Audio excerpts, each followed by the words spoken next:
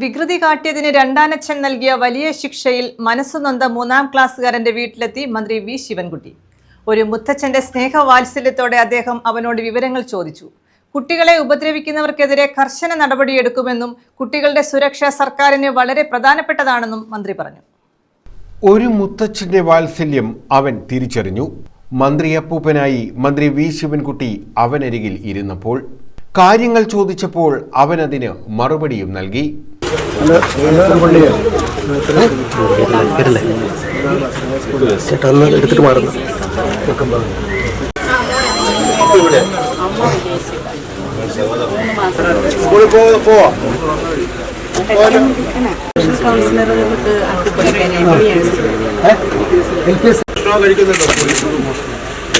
ഭക്ഷണമല്ലേ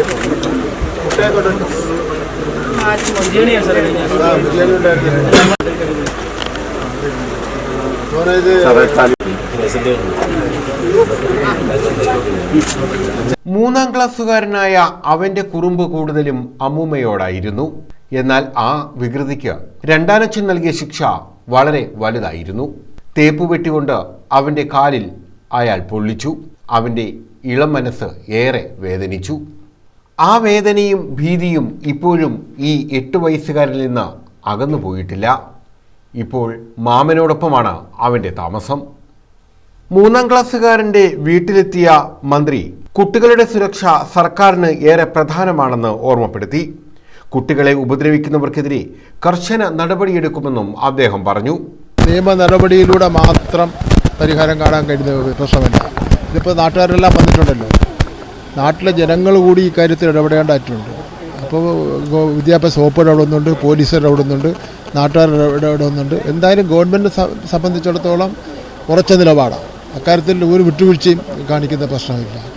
കുട്ടികളുടെ സംരക്ഷണം, കുട്ടികളുടെ സുരക്ഷ, ഇത് രണ്ടും ഗവൺമെൻറ്റിനെ സംബന്ധിച്ചിടത്തോളം ഏറ്റവും പ്രധാനപ്പെട്ട കാര്യം തന്നെയാണ്.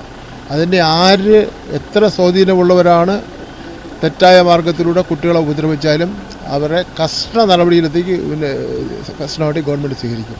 അതുകൊണ്ടാണല്ലോ മന്ത്രി തന്നെ നേരിട്ട് വന്ന് കാര്യങ്ങൾ അന്വേഷിക്കുന്നത്. ആ 2 ദിവസം 2 10 100 ദിവസമായാൽ പോലും നമ്മുടെ മക്കളുടെ സുരക്ഷ അത് പരിപാലിക്കുന്നുണ്ടോ എന്ന് അന്വേഷിക്കുന്നതിന് വേണ്ടി സമയം കളയുന്നത് ഒരു പ്രശ്നമേ അല്ല. നിർമ്മാണ തൊഴിലാളിയായ രണ്ടാനച്ഛൻ മൈനാഗപ്പള്ളി സ്വദേശിയാണ്. തെക്കുംഭാഗം മാലി ഭാഗത്ത് ഇയാൾ വാടകയ്ക്ക് താമസിക്കുകയാണ്. ഇയാളെ കോടതി റിമാൻഡ് ചെയ്തിരുന്നു.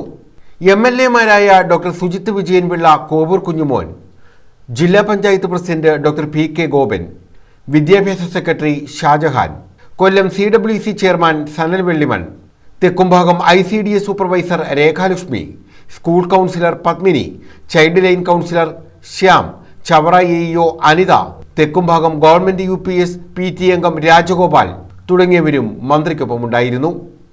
News bureau, Chavara.